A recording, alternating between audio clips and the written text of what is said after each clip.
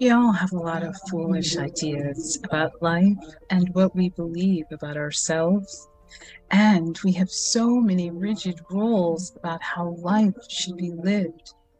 But you see, we can't really do anything about the past. That's all done now.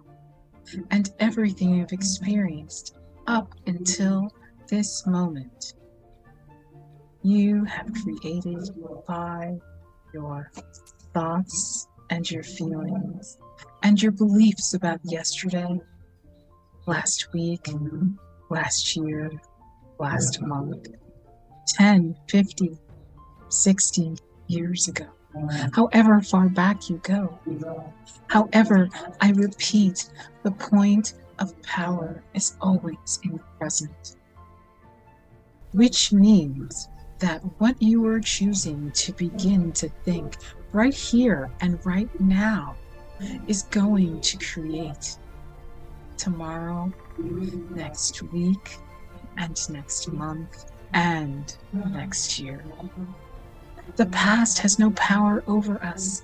The point of power is in this present moment, and we begin to be free right here and right now. We choose our own thoughts. We may not think so, but we do.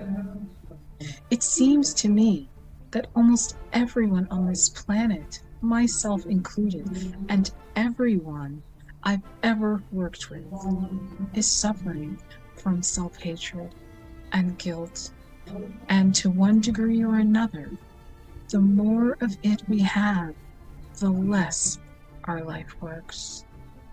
And the less of it we have, the better our life works. It's like the bottom line for almost everyone that I know is, I'm not good enough. And we often add to that belief, and I don't do enough. And I don't deserve. Now, if we have a very strong belief in our subconscious mind, which to me is right here in the gut, that I'm not good enough and I don't deserve, then it's going to be extremely difficult for us to create a life that really works and flows in all categories. Now you see, no matter what the circumstances, we are only dealing with a thought.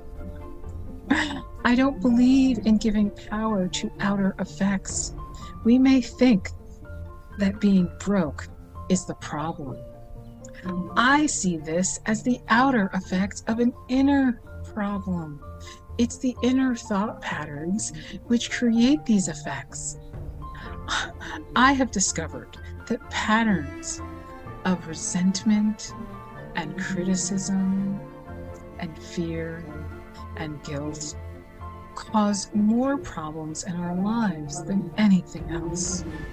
Even on the physical level, resentment that is held for a long time and literally eats at the way that the body can become cancer. Criticism that indulges for a long time can also lead to conditions like arthritis. And if you look at arthritic hands, you can almost see the criticism, and fear can contribute to anything. From baldness to poor feet, and guilt always creates pain. Guilt seeks punishment, and punishment creates pain. So, if someone comes to me that is in chronic pain, I know they're dealing with old guilt. Love and joy and forgiveness are the big healers. They all come from the heart.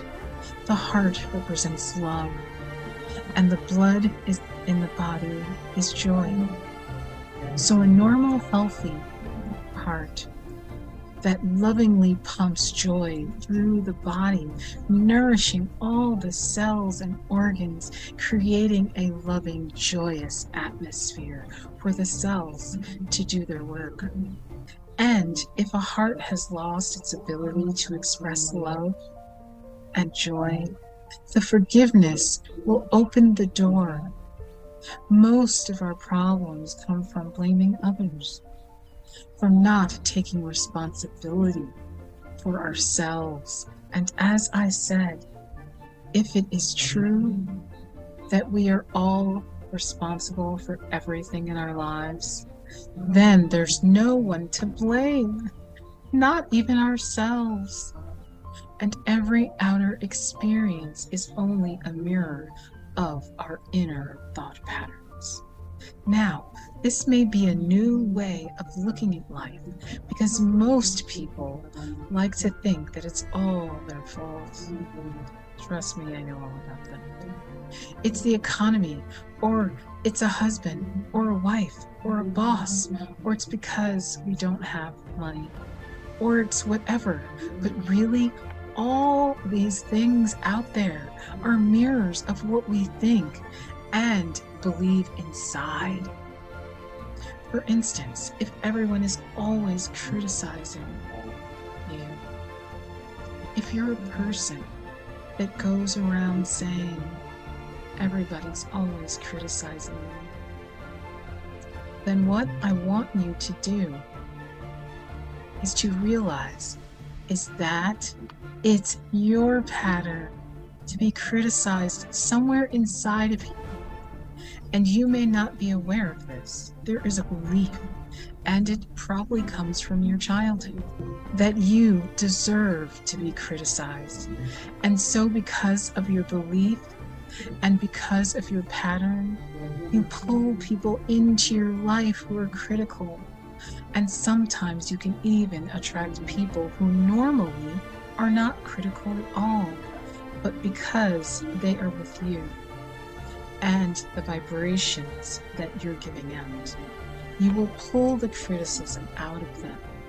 Whether we want to change a life experience or a physical problem, the place to begin is to say so. Literally say, I am willing to release this pattern within me that is creating this experience or this condition.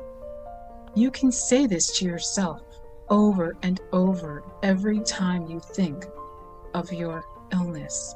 Say this with me now. I am willing to release the pattern in me that has created this condition. The minute you say this affirmation, you are stepping out of the victim role. You are no longer helpless. You are acknowledging your own power. You are saying, I may not understand it, but somehow I am going to begin to understand that I contributed to creating this problem, and now I take my own power back, and I am releasing it and letting it go. What a powerful statement to have. And even more important, to have your subconscious mind be supporting.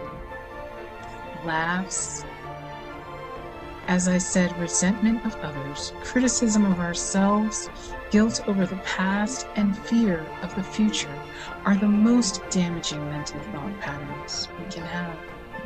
This kind of internal dialogue creates and maintains this ease in the body. These thoughts can destroy the body. Fear can contribute to baldness, ulcers, colon problems, and even painful feet, among other things. Criticism as a permanent habit can often lead to arthritis in the body. Resentment long held. It eats away at the body and becomes the dis-ease we call cancer. Guilt always looks for punishment and creates pain. Fear comes from not trusting the process of life. How amazing is that?